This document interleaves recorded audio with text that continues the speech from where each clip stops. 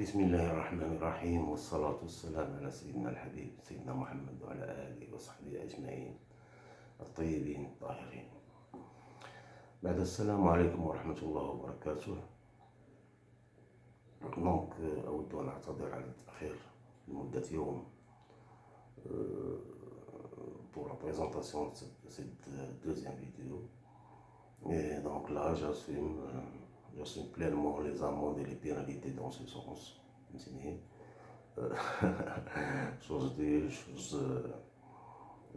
chose promise, chose due. Mais bon, il y avait des contraintes qui m'ont empêché de respecter un petit peu le rendez-vous du mardi. Ok, dans mon énoncé de la dernière fois, on avait décidé que pour aujourd'hui, on va présenter l'évolution du système comptable et fiscal marocain,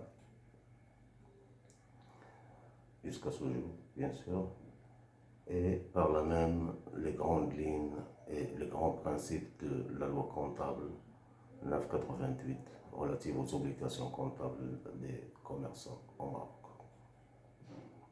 Bien. Concernant l'évolution du système comptable marocain, jusqu'aux années 90, on ne travaillait qu'avec le plan comptable 1957, qui était un plan comptable, bien sûr, français.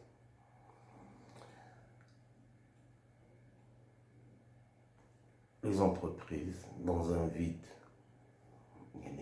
كان فراغ تشريعي من بعد الرحيل ديال المعمر، وكان تيستلزم واحد الوقت كبير فريمون، un temps immense et un travail immense pour mettre en place ce qu'on appelle aujourd'hui la norme comptable, ou bien le code général de normalisation comptable. Ce travail a commencé déjà depuis les années 70, par la réflexion, par le travail à gauche et à droite des instances gouvernementales, professionnelles, et ainsi de suite. Mais ce n'est qu'en 1982 qu'a été institué officiellement un groupe de réflexion, un groupe de réflexion qui a été institué par le ministère du Plan. Bien sûr, lequel ministère n'existe plus aujourd'hui. Ce groupe de réflexion a donné le démarrage officiellement pour la réflexion officielle sur le sujet. Et en 1983, il y a eu la tenue d'un colloque national, sur le sujet, c'est-à-dire sur la normalisation comptable, qui a permis un petit peu d'aborder le sujet et de porter la réflexion de tout le monde. La CGM, la Confédération des entreprises marocaines, les ministères, le ministère des Finances, le ministère du Commerce et de l'Industrie, les experts comptables et autres catégories professionnelles.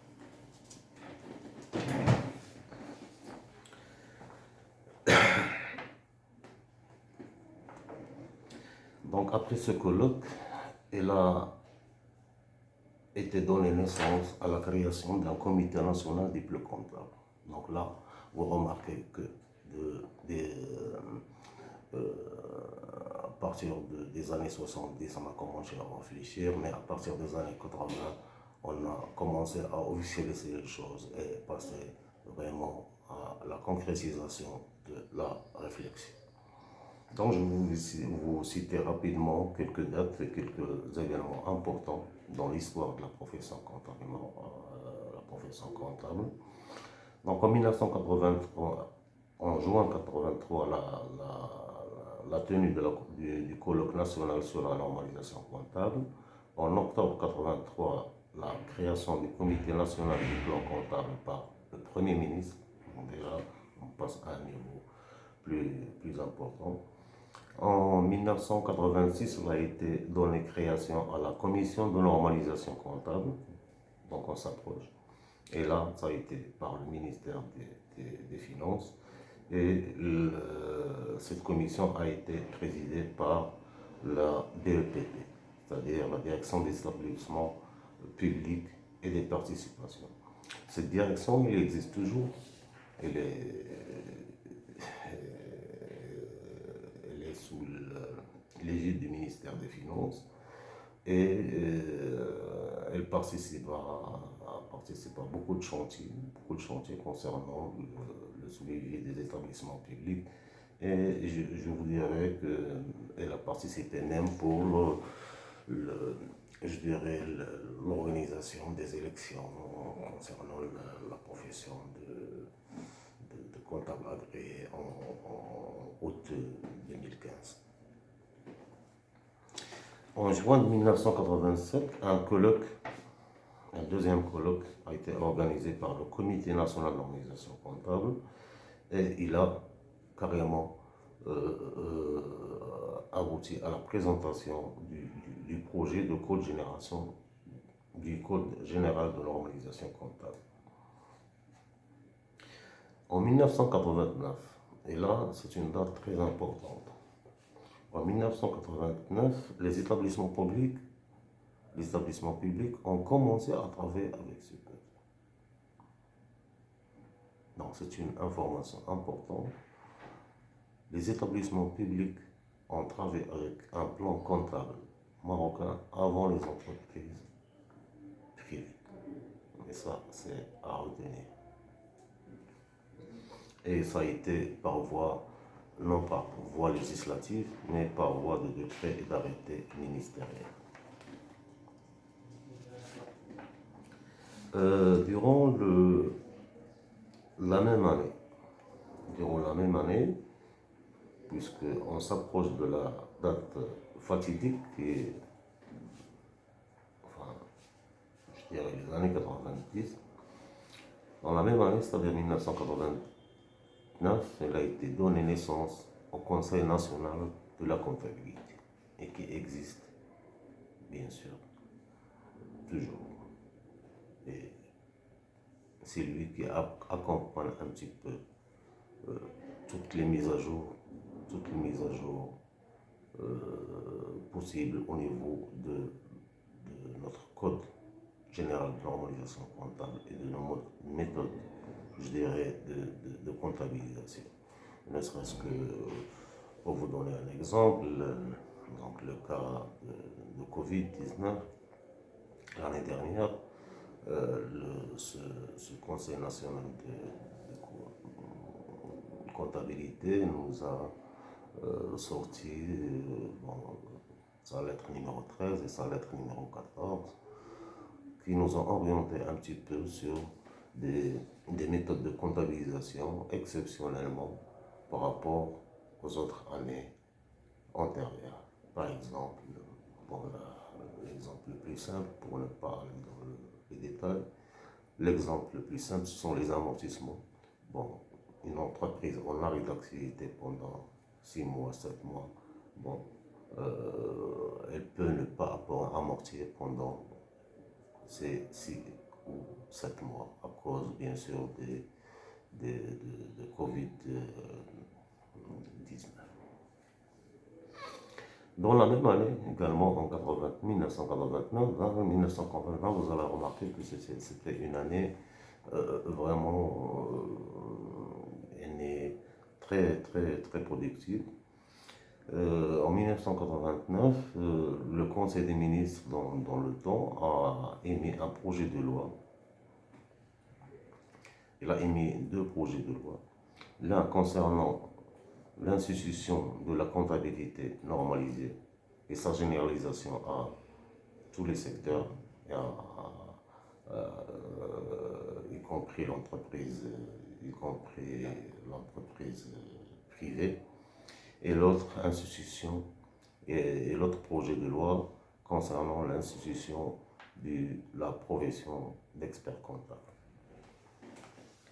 Mais c'est là le hic, bon, il y a eu le projet de loi en 1989, mais ce n'est que vers août 1992 que ces projets de loi ont été adoptés par la Chambre des représentants.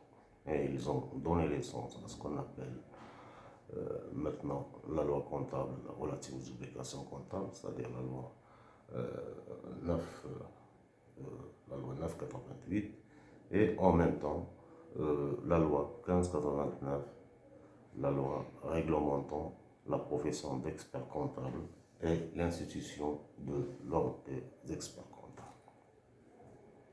Et bien sûr, il a été décidé, mais je pense que c'était déjà en 1990, depuis la session de la session d'octobre 1990, il a été décidé de créer une diplomation marocaine concernant la profession d'expert comptable, et ça a été donné à l'Institut supérieur de commerce et d'administration des entreprises, en l'occurrence l'ISCAE, sous l'égide du ministère du Commerce, de l'Industrie, et non de le ministère de l'Éducation nationale. Voilà, donc là c'est, je dirais, une présentation rapide de l'évolution du système comptable marocain. Donc vous avez remarqué que ça a pris quand même beaucoup de temps après l'indépendance. Pourquoi? Parce que c'est un travail qui n'est pas évident, du tout. Mettre les bases d'un système comptable propre à un pays n'est pas chose facile. Et ça a passé par plusieurs étapes, je dirais, la réflexion, le diagnostic, les discussions, vous imaginez, hein, nous on vit maintenant en 2021 et on voit quand même l'adoption des lois, comment elle se passe. Donc dans le temps, je dirais que les excuses sont permises. Une vingtaine d'années dans la vie d'un pays pour la création d'un compte général de l'harmonisation comptable, pour moi, c'est une course, c'est une performance. Euh, Pourquoi? Parce que bon, on a développé notre propre comptabilité, c'est-à-dire notre propre système comptable marocain à travers le Code général. Ce Code général nous a permis vraiment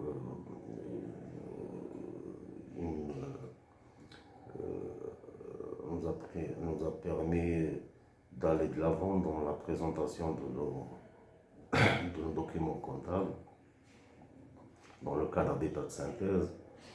Et bien sûr, ces états de synthèse, ce sont des états de synthèse, c'est-à-dire après enregistrement d'opération. Donc, ce Code général de l'harmonisation comptable nous a donné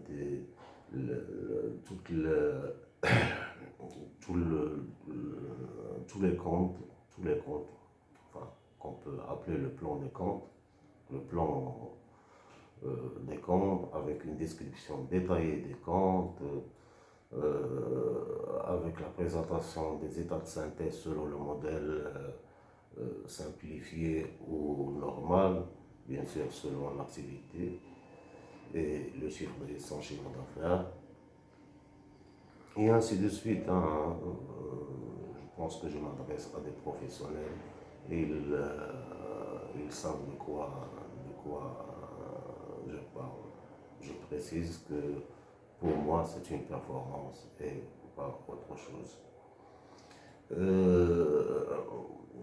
Vous avez remarqué que la naissance de l'ordre des experts comptables a été, je dirais, en même temps que la promulgation de la loi comptable. Et ça, c'est une bonne chose. Et pourquoi? Parce que les experts comptables, dans le temps, bon, ils n'avaient pas un diplôme marocain, mais ce sont des diplômés, des grands diplômés, je dirais, de l'international. Mais bien sûr, ils ont acquis une expertise, je dirais,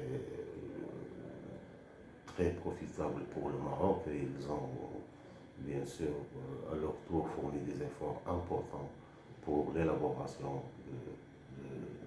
de ce code. Et ils continuent à le faire. Ils continuent à le faire. Le rapport, on ne peut pas le dénigrer. Et par la suite, bon, pour vous parler un petit peu de, je dirais, de la phase d'après mise en place du Code général de normalisation comptable, vous allez me dire, il n'y a pas que les experts comptables, bien sûr. Donc il y a les experts comptables dans le marché maintenant, le marché de la prestation comptable, financière, fiscale. Donc il y a les experts comptables, il y a les comptables agréés, et il y a ce qu'on appelle très dernièrement les indépendants qui vont intégrer, Inch'Allah, la catégorie des comptables agréés. Bien, pour parler d'aujourd'hui, on a trois types de... C'est ça le message que je veux passer à travers ce point. On a trois catégories de comptables, disons. On a des experts, on appelle des experts comptables,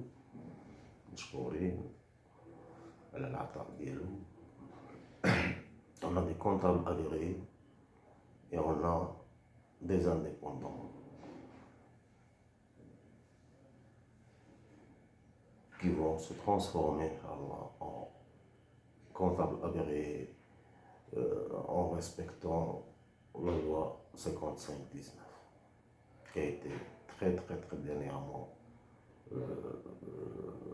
adoptée par la Chambre des représentants et publiée au bulletin officiel.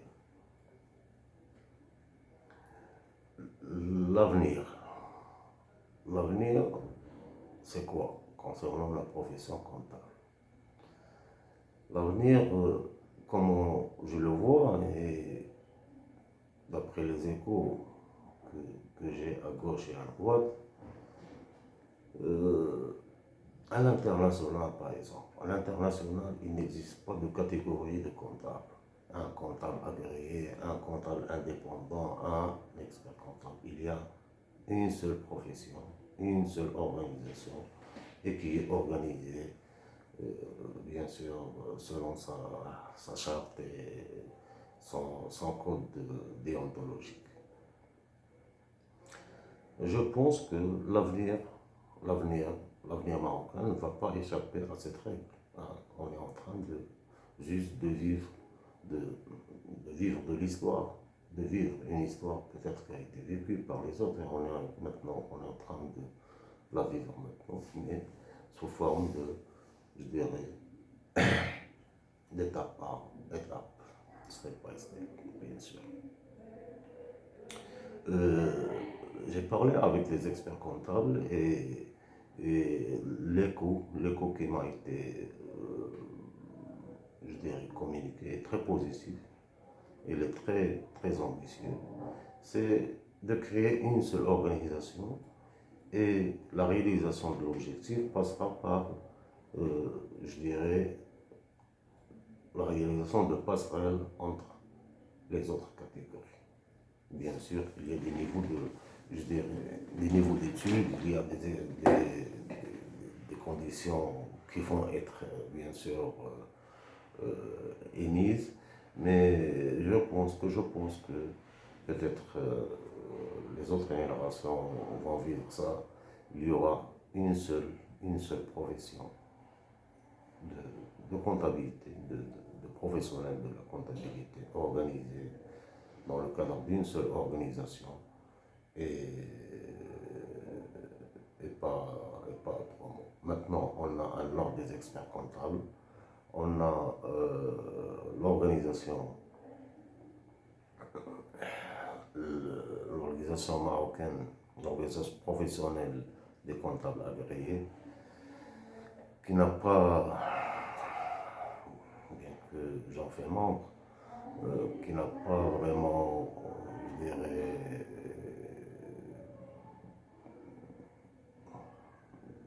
vraiment, ça me fait mal au cœur d'en parler. Ce sont des gens que je connais, il y a une bonne catégorie que je connais très bien et qui n'ont pas cessé de travailler pour aller de l'avant, mais malheureusement, pour des raisons intestinales et des conflits, je dirais, à bout de champ, donc ça n'a pas pu aboutir. Mais le mandat est terminé, maintenant on est à la veille des élections. J'espère pour le Bureau national qu'il fera de son mieux avec la mise en place en premier des conseils régionaux. Bien, voilà pour l'évolution du système comptable au Maroc, qui a donné en fin de compte à l'adoption de la loi comptable 988 relative aux obligations comptables des commerçants. Et là, on passe à cette loi. Donc cette loi, elle compte 25 articles. Je vais pas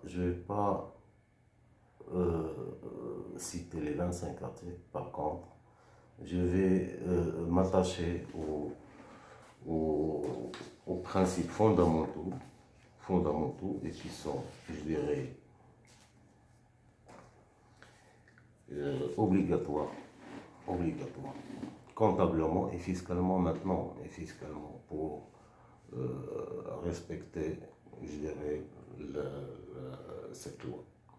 Bien, d'après, bien sûr, l'article 1er, il faut le citer, ça c'est obligatoire. L'article 1er cite que toutes les, je dirais, personnes physiques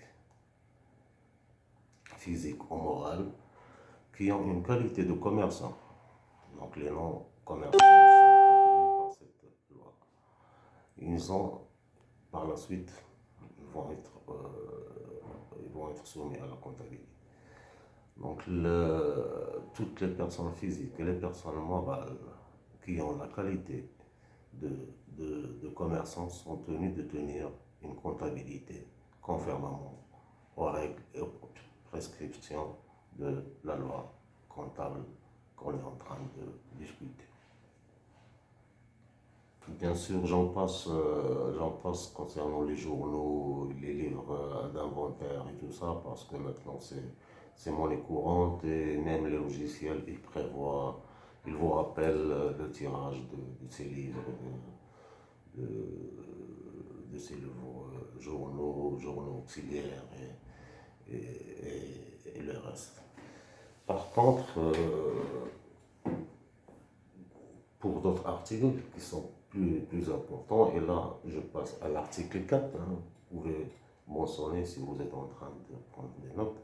Donc j'ai cité l'article 1, maintenant je passe à l'article 4 qui parle du manuel d'organisation comptable. Et là je voudrais un petit peu faire une petite remarque que lors de mes visites dans les entreprises, rares sont les entreprises qui tiennent un manuel d'organisation comptable, alors que la loi l'exige et en matière de vérification, il est demandé. Donc toute société créée selon la loi comptable à sa sortie, toute personne morale Small qui réalise un chiffre d'affaires de plus de 7 millions 500 de chiffre d'affaires est tenu d'établir un manuel d'organisation comptable. Maintenant, ce chiffre de 7,5 millions, il est passé à 10 millions de dirhams. Donc, toutes les sociétés qui réalisent un chiffre d'affaires de plus de 10 millions de dirhams sont tenues d'établir un manuel d'organisation comptable qui est demandé lors des vérifications,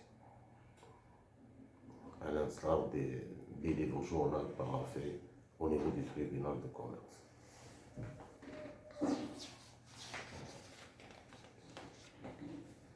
L'article 5, l'inventaire physique. Là encore, c'est important.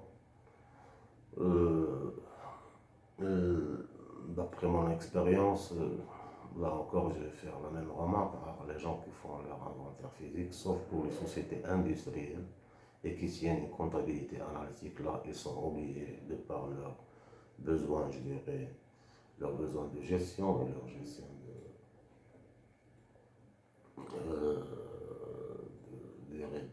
d'information de gestion. Par contre, même pour la loi, elle prévoit l'inventaire physique et il devrait être fait au moins une fois par an, et c'est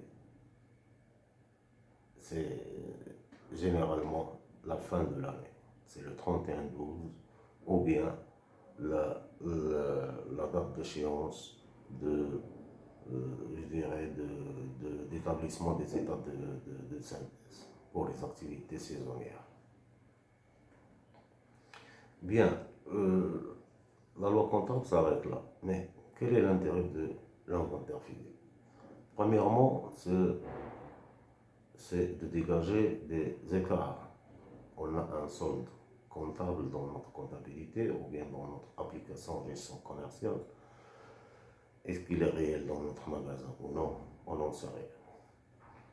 Donc cet inventaire physique devrait nous permettre de valider notre solde comptable ou bien de sortir des écarts. Si la différence entre l'inventaire physique et le solde comptable est positive, alors là, il y a une écriture comptable à passer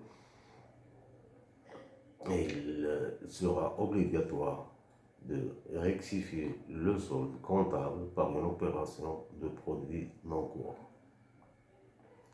À l'inverse, si l'inventaire physique est inférieur au solde comptable, alors là, il faut corriger le solde comptable par une charge non courante. Et là, il faut bien sûr réintégrer cette charge non courante. D'où l'intérêt maintenant, même dans une optique, je dirais, de bonne gestion, de faire un inventaire permanent. C'est-à-dire ne pas attendre la fin de l'année, mais tous les mois, je dirais, moi je conseille les inventaires inopinés pour les gestionnaires, les gens qui ont des magasins, les gens qui ont une certaine taille. Je conseille des inventaires inopinés, c'est-à-dire j'informe pas mes responsables de la date de l'inventaire. Par contre, la date du 31/12, je dois faire mon inventaire pour mes besoins de bilan et non pour mes besoins de gestion.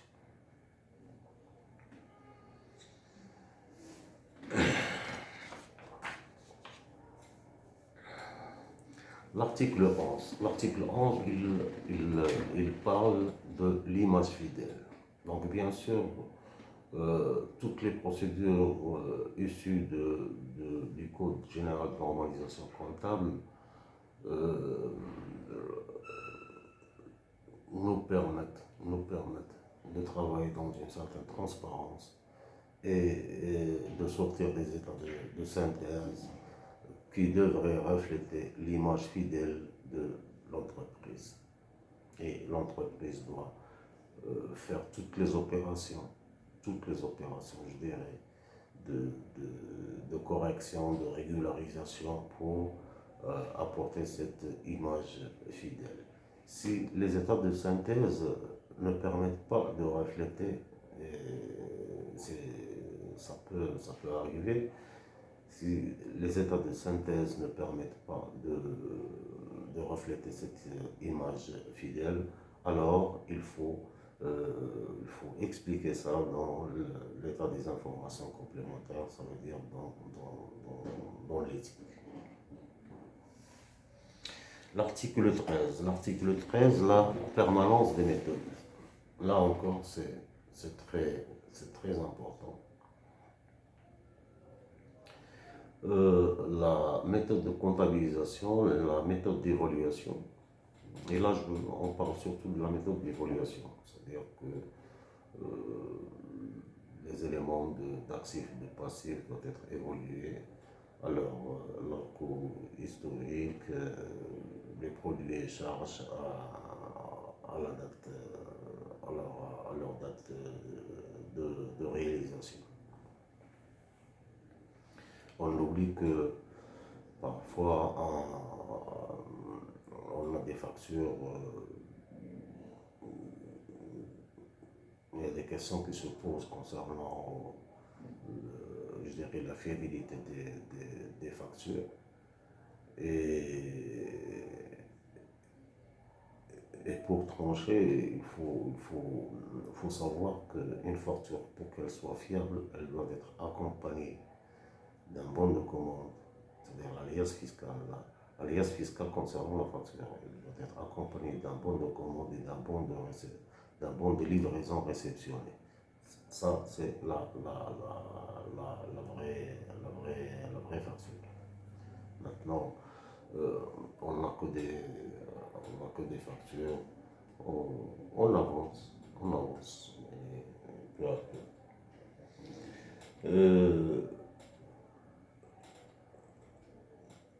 Les méthodes d'évaluation. Les méthodes d'évaluation,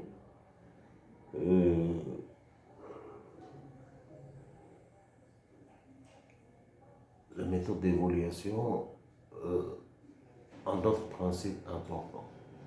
Donc je disais, les éléments d'actifs doivent être évalués à leur coût historique.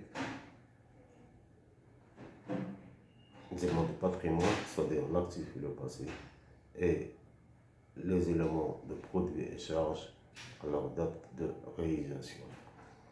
L'article 13 parlait de la permanence des méthodes.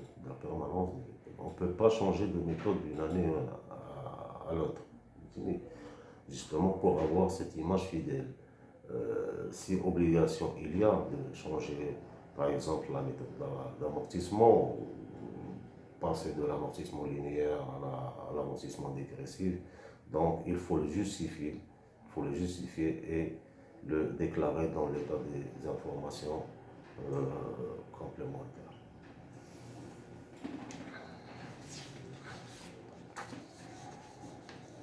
L'article 15, le principe de non-compensation.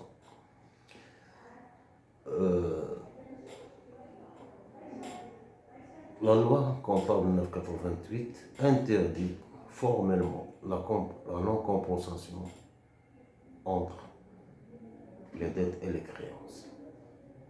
Bien sûr, entre même clients et même fournisseurs. Maintenant, il y a, je dirais, de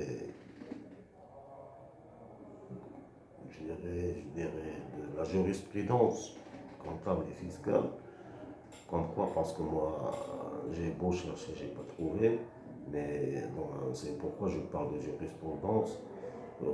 Il y a possibilité, je confirme pas, pourquoi? Parce que pour moi, c'est la ijtihad, c'est une ijtihad, comme quoi on peut compenser une dette avec une créance entre un même client et un même fournisseur concernant concernant une nature d'une même prestation et la même monnaie, à condition de faire une convention écrite précisant les modalités de cette compensation. Moi, je ne suis pas pour les compensations parce que ça crée un risque fiscal énorme au niveau de la TVA et même au niveau de la révision de l'assiette fiscale de l'IS. Hein. Donc, pour moi, il faut éviter la compensation d'être et créance justement pour rester sur le principe de l'image fidèle des états de synthèse.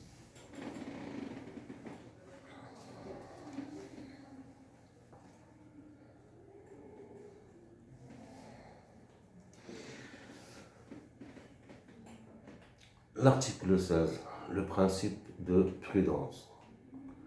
Le principe de prudence est là, ce mot, je l'aime beaucoup parce qu'il est adopté partout au niveau de la comptabilité, au niveau de la politique monétaire et partout ailleurs. Et je pense que ça a été un sauve-tout pour le Maroc.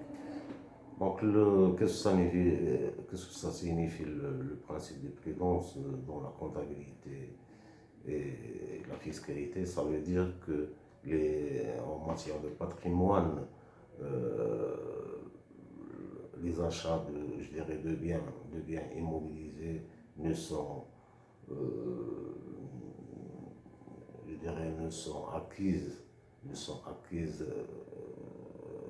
réellement qu'après leur achat définitif. Et là, je donne l'exemple du leasing ou bien du crédit bail. Bon, là, on peut citer le principe de prudence par excellence. Lorsqu'on achète un leasing, je dirais, lorsqu'on achète un équipement, une voiture, un camion, un tracteur, tout ce que vous voulez, il n'est pas acquis à l'entreprise. Il n'est acquis qu'après utilisation de l'option d'achat, qui est généralement au bout de 5 ans pour le matériel de transport, de 10 ans pour les biens immobiliers, et ainsi de suite. Là, c'est le principe de prudence. Donc, on ne peut immobiliser, c'est-à-dire entrer des actifs dans notre patrimoine que seulement lorsqu'ils sont acquis définitivement à l'entreprise. Les produits ne sont constatés que vraiment lorsque le service ou bien la livraison ont été bien effectués chez le client. Les charges, les charges ne sont comptabilisées que si elles ont un caractère très probable. Et là, je mélange un petit peu le principe de prudence avec l'image fidèle. Il y a même des charges, je dirais pas peu probables, mais dans la réalisation peut se revenir à un niveau important. Donc vous allez imaginer, j'admire les gens qui ont travaillé sur cette norme. La création de comptes, je dirais, de, de provisions qui sont parfois acceptées fiscalement pour prendre en charge certains risques, certains risques qui n'ont pas une base, je dirais, documentaire. Par exemple, le risque de change, par exemple, le risque fiscal, hein, on peut faire une provision pour risque fiscal, et ainsi de suite. Donc là, vraiment, le principe de prudence, il mène à plusieurs natures d'opérations et c'est là où intervient un petit peu l'expertise, je dirais, de l'expert comptable ou bien du comptable agréé ou bien du comptable tout court, ou bien même dans l'entreprise, hein, je parle d'une manière générale, non seulement dans le cadre de la profession, mais d'une manière générale, c'est quelle décision prendre à la fin de l'année dans le cadre des travaux, les travaux d'inventaire, d'inventaire ou bien les travaux de fin d'année. Il y a des décisions, je dirais, de gestion, d'optimisation fiscale, bien que ce terme n'est pas très apprécié par toutes les administrations fiscales du monde, mais quand même, bon, un effort de prévoir tous les risques possibles et de ne pas omettre de comptabiliser les opérations de l'entreprise au risque de révision et de paiement au paiement des amendes et des pénalités. L'article 17, j'en viens. Et c'est là vraiment l'article, donc là il ne faut pas l'oublier, c'est l'article concernant l'indépendance des exercices. J'en ai parlé un petit peu dans le cadre du rapprochement bancaire, si vous vous rappelez, une opération concernant l'année N doit être comptabilisée dans le cadre de l'année N. Il ne doit pas être reporté à l'année N plus 1. C'est catégorique. Sinon, vous perdez votre argent, vous créez des risques fiscaux et ainsi de suite. Les opérations doivent être enregistrées selon le régime du débit. Et là, lorsque je parle du régime du débit, ça n'a rien à voir avec le régime du débit parallèlement au régime de l'encaissement au niveau de la TVA. Le régime du débit, c'est quoi au niveau de la comptabilité? C'est que une fois une facture est émise, elle est comptabilisée. Une fois un chèque est émis, il est comptabilisé. Et je m'arrête là.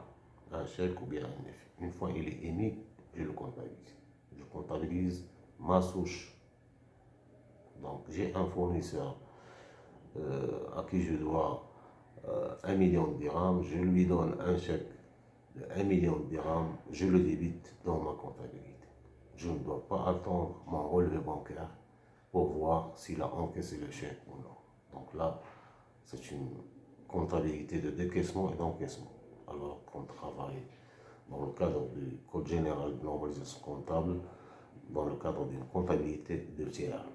Et c'est là où le rapprochement bancaire intervient et les chèques non débités dans le relevé bancaire doivent rester en suspens dans mon état de rapprochement. Donc, mais dans ma comptabilité, je débite mon fournisseur. Une fois que je lui ai donné son chèque, c'est son problème, il n'est plus le mien. Il perd son chèque, il ne le présente pas à temps, c'est son problème. Moi, je lui ai donné un chèque contre un accusé de réception, je m'arrête là. Donc, sa situation, elle est à jour dans ma comptabilité. Pourquoi? Parce que, bon, c'est pas la peine de me répéter. La dernière fois, je vous ai parlé de l'impact des charges sur l'exercice intérieur qui peuvent coûter très cher à l'entreprise.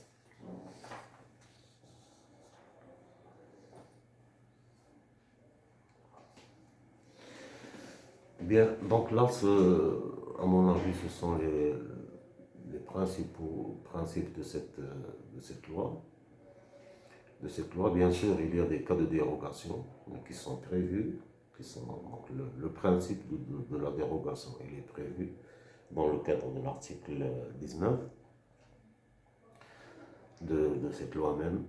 Et bien sûr, lorsque vous dérogez à la loi, il faut se justifier et expliquer dans les cycles.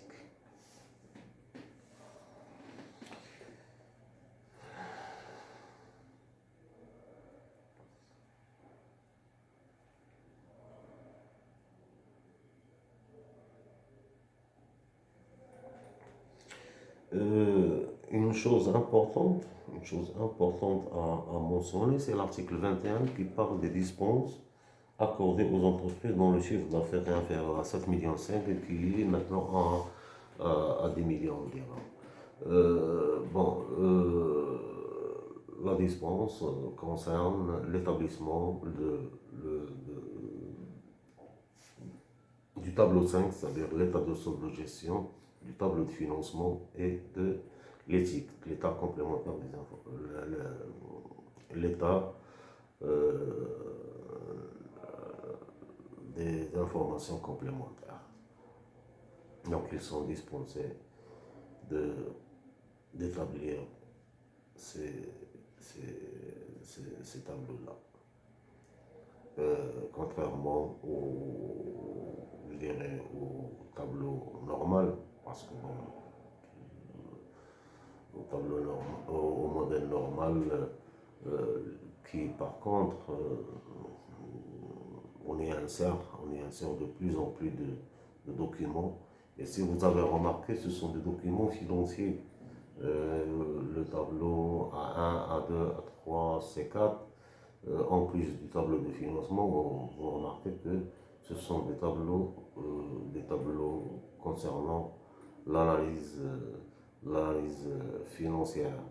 Et là même, l'administration fiscale, elle recrute de plus en plus je dirais, de financiers pour voir et analyser les bilans, bien sûr à travers le logiciel qui est installé, le logiciel de cohérence, de contrôle de cohérence, parce qu'ils ont